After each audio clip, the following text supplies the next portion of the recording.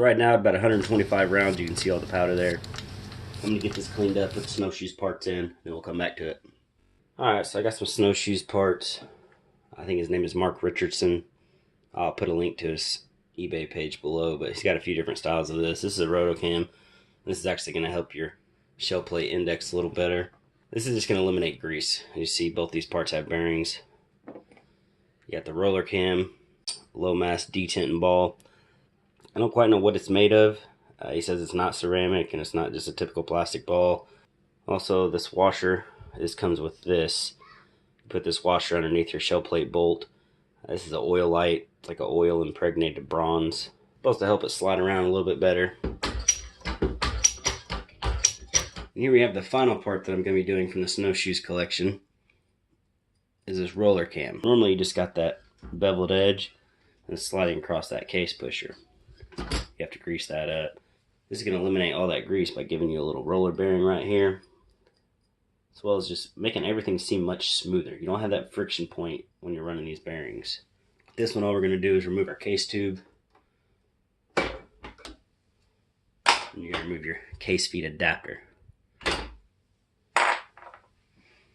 Remove this nut right here. Set that aside.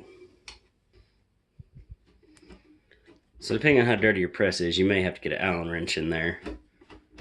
If you look at the top of these, it's holed for an Allen wrench, but depending on how dirty it is,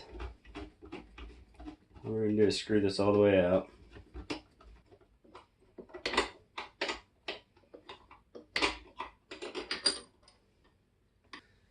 Be careful so your case feed arm doesn't get thrown out. We're just going to thread this one right back up to that hole. Push the case feed arm over.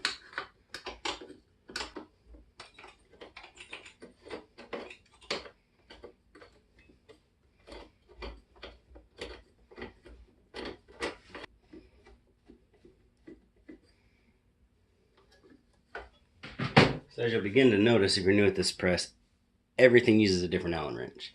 So we went from 1/8 and 1/4 on the shell plate to 5/32 on that rotocam, and now 3/16 on your roller cam. Like everything uses different sizes. That's alright. So we're just going to screw this up. So now this is just going to be trial and error. You're just going to screw it up to where you know it's still too far in. It's in there. And you're going to push forward. So we're just going to keep setting this until it just feeds that case to the back of that shell plate. Just a little bit more. Just going to keep screwing it up. Well, keep trial and erroring this until it just feeds it to the back. So I think that'll work. And obviously you're going to want it to where your roller bearing is rolling with it, not against it. If it's sideways, obviously it ain't going to work. But you just want it to push to the back of the shell plate. You don't want to push any further because if it stops you, your priming pin isn't going to go up all the way. So you want it to just push it into the back of that shell plate. So I'm going to test this. We're just going to put our case feed adapter back in. We're just going to fill it up with cases. We're going to test to see if it'll deprime them. Make sure they line up all nice and straight.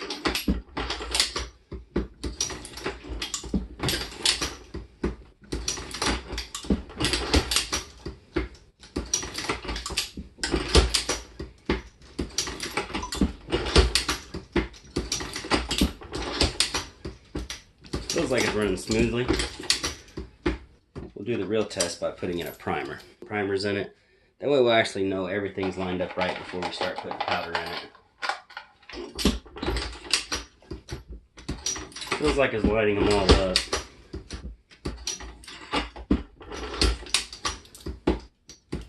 They all lined up in station 1 correctly. Went straight into that Lee sizing die. And they all lined up in station 2 for the primers. So I think we're good. So now that we know it's set good, if you was more careful than me, you'll still have this nut and you just screw that right on it. But I'm going to look around for that nut.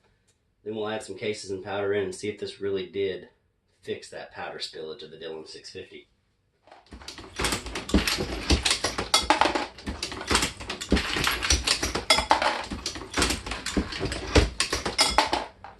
does seem a lot smoother. Let's move it to the left side.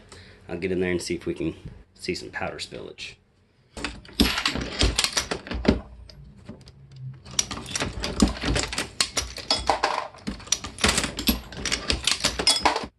I've got a couple primer tubes loaded up, so I'm going to go ahead and do a little loading session now that I got the snowshoes parts in. If you haven't watched all 3 of those parts, then you can go check that out, or you can stay tuned and watch the loading session. I will have a 3D printed case feeder here soon. It's a 19-hour print, so I still got a while on that. It's worth that extra time, being about $400 to $500 cheaper. Obviously, it's not going to be the same quality as those other ones, but I'm going to make a video on that, show the motors, limit switches, stuff like that like I use, and we'll find out if it even works at all. I've seen a few videos of them around. It's an open source file, so anybody can print these if you have a 3D printer or know somebody with one. So for now, I'm going to do a loading session. I'm going to try to taper down the audio because this case feeder is really noisy. That's the worst part about watching any video on a Dillon, is you have tons of noise from the press alone, but then that case feeder just chimes in. Makes the videos really unbearable.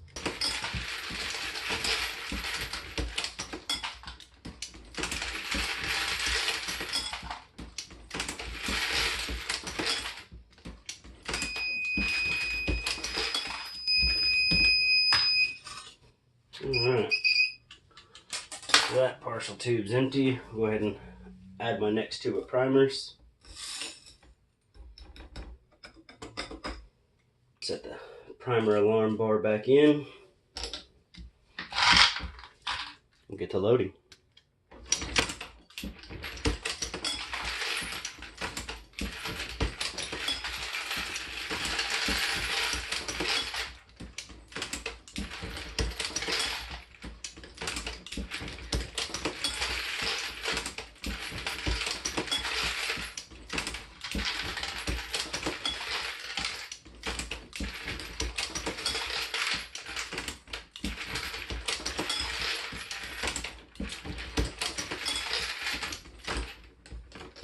Oh no! Upside down case. So I can continue my upstroke. Now after any mess up, you're going to check your powder just to make sure it all looks good.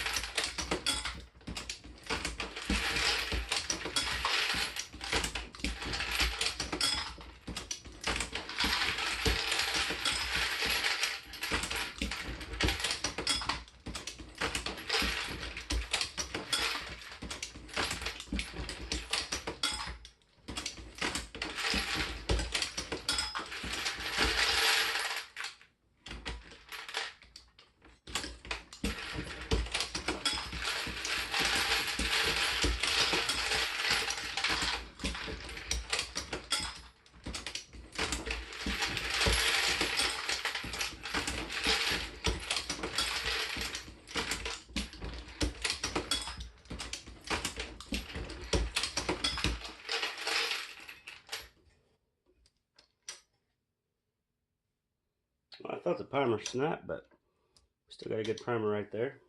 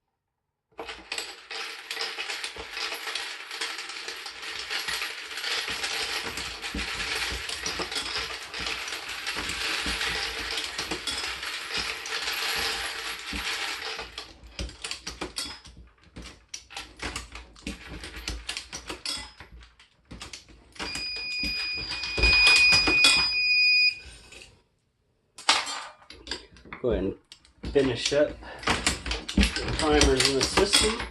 Call it a day. So that was another 100 when that alarm went off. So hopefully somebody seen what time that it started. And we'll be able to tell how long it took to make 100 rounds.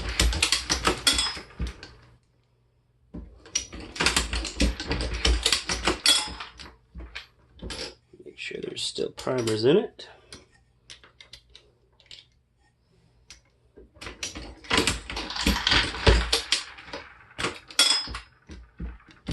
I think we have one more primer in the system after this.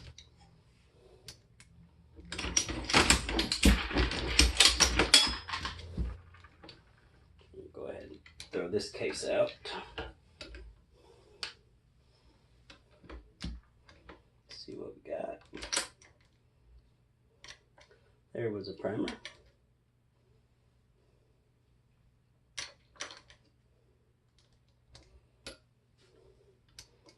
I may edit all this crap out. I don't know. No, there's still a few more primers in it.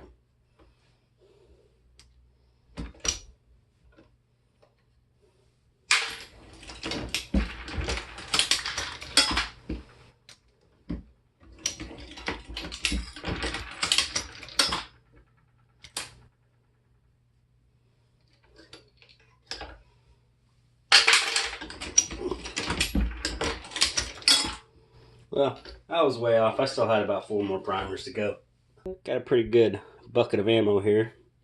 That's probably a little over 200 right there.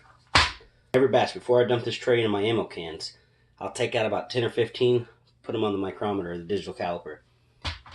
Then I'll take a barrel, or if you have a case gauge, I've never used a case gauge, I usually use a barrel. Like, I'll take the upper to my AR-9, and I'll drop 10 or 15 of them in there, just to make sure they slide in and out freely.